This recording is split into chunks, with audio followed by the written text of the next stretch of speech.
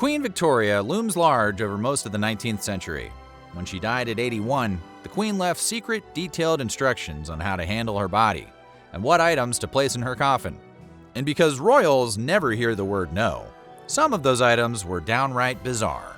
So, today we're taking a deep dive into all the weird stuff in Queen Victoria's coffin. But not a literal dive. That's the Queen of England, show some respect. But before we get started, be sure to subscribe to the Weird History channel.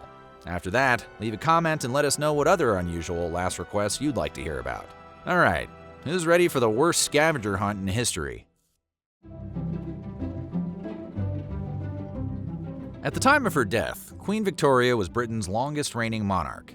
She lived a life full of responsibilities, love, and intrigue. But her 9 children were often in vehement opposition to some of the ways Victoria lived her life, and resentful of those with whom she was closest. So when it came time for the Queen to make her final arrangements, she knew her wishes would require an element of secrecy so they could be observed, especially the things Queen Victoria wanted to be buried with. At the end of her life, Victoria summoned her secretary, who was also her chief lady-in-waiting, and dictated 12 pages of specific instructions regarding her funeral and burial. The lady-in-waiting hand-delivered the instructions to the Queen's physician, Sir James Reed. According to author Tony Rennell, a Reed family descendant wrote a book on the doctor and his famous patient, but the contents of the secret instructions were forbidden by the Royal College censors. When Rennell was invited by the Reed family to research their archives, he came across the hidden instructions written just before Victoria's death. He was able to successfully publish his research, and for the first time, Victoria's final wishes came to light. So it was her doctor who followed through with all her wishes. He was the lone person who knew how Queen Victoria died. He nursed her day and night during her final moments, and it was his name she spoke as she expired. And he followed through with each of her requests, no matter how bizarre. One of the first strange items on Victoria's list was a plaster cast of Prince Albert's hand, made shortly after his death. When her husband Albert died unexpectedly at age 42, Victoria was devastated. Her approach to his loss was an enormous inspiration to grieving people across the Western world. For example, she's a big reason why we associate the color black with being in mourning. But the Queen took things a bit further. For years after his death, she had Albert's former servants attend to his mourning rituals. Servants brought hot water, his shaving brush and cup, and towels to his room every morning. His valet also continued to bring in the suit he would wear that day. At the end of the day, the servants would return and remove the items, only to repeat the same the next day, and the next. Like a British remix of The Sixth Sense, Victoria kept her bedroom draped in black and decorated with Albert's visage in photos and portraits. She slept nightly with the plaster cast of his hand, like a teddy bear in a Tim Burton movie. She probably figured it was only fitting that she sleep with it eternally. In a macabre mixture of death and birth, Queen Victoria's secret instructions demanded her entire funeral, from horses to mourning attire, be clad in white. She also insisted she be buried wearing the white bridal veil from her 1840 wedding to Prince Albert. Listen, she was really into that guy. In fact, it was the young monarch Victoria who broke earlier traditions and began the custom of wearing entirely white wedding gowns. Her choice came partly from a desire to symbolize her purity, as both she and Albert were inexperienced lovers on their wedding night. Today, pretty much every wedding dress is white. At the end, perhaps Victoria returned to her white bridal veil as a symbol of the happiest relationship of her life and of her hope that she would join Albert in heaven, where she could also maybe hang out with Jimi Hendrix. Here's where Victoria's instructions for what should be placed in her coffin became a little complex. While her family knew that she asked to be buried wearing her wedding ring, only the Queen's secretary and physician knew that she wanted to be buried wearing a second wedding ring on her left ring finger. This ring was given to her by a man other than her husband, a man she came to know very well during the 40 years she lived after Albert's death.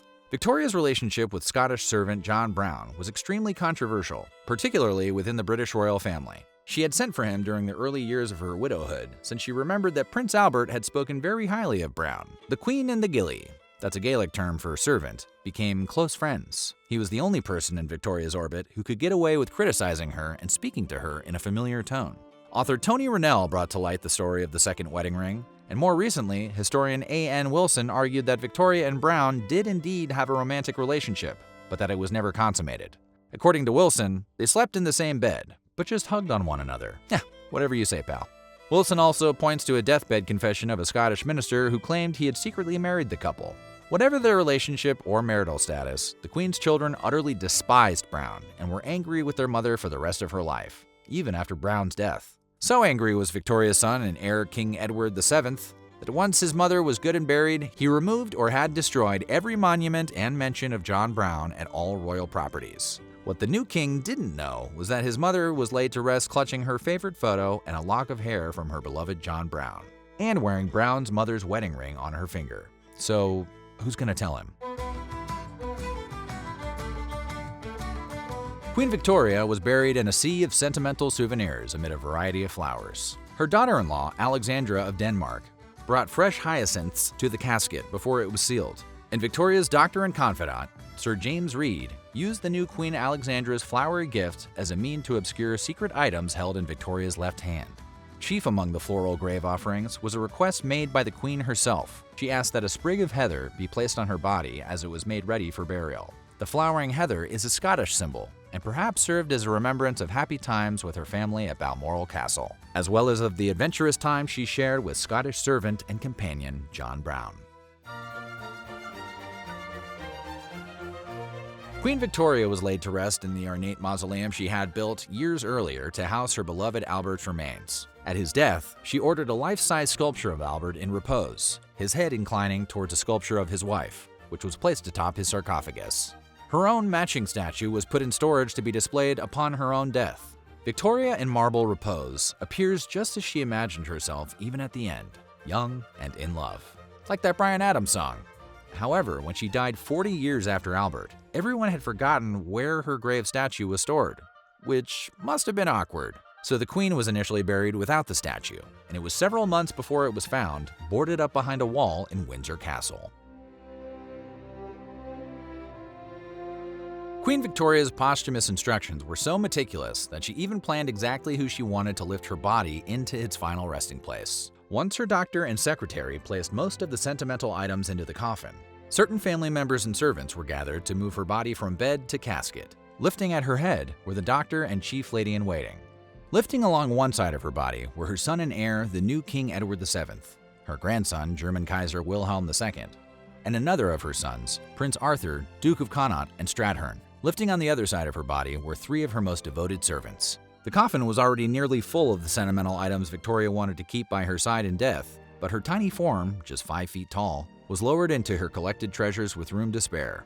It was at this moment that her ladies gathered round, assisted by the doctor to make any necessary adjustments and add a few final secret items. Her relatives and attendants then left the room, which allowed Reed to place John Brown's mother's wedding band on the Queen's left ring finger and tuck her Scottish companion's photo and lock of hair into the same hand. The casket was then sealed shut. Victoria's secret, indeed. Sir James Reed served as Queen Victoria's primary physician for the last 15 years of her life. He was devoted to her, and she to him. Trusting no one in her family with her final wishes, it was only natural for her to turn to him as the keeper of her life's secrets. The detailed instructions prepared by the Queen's secretary still exist. They are held in the possession of Reed's descendants as part of his collection of personal papers, and the royal family isn't happy about it. The late Princess Margaret reportedly confronted members of the Reed family in public, accusing them of having something that belongs to us. Give it back! But the royal demands were unsuccessful, and the list remains in the Reed archive. So, what do you think? What unusual item would you want to be buried with? Let us know in the comments below, and while you're at it, check out some of these other videos from our weird history.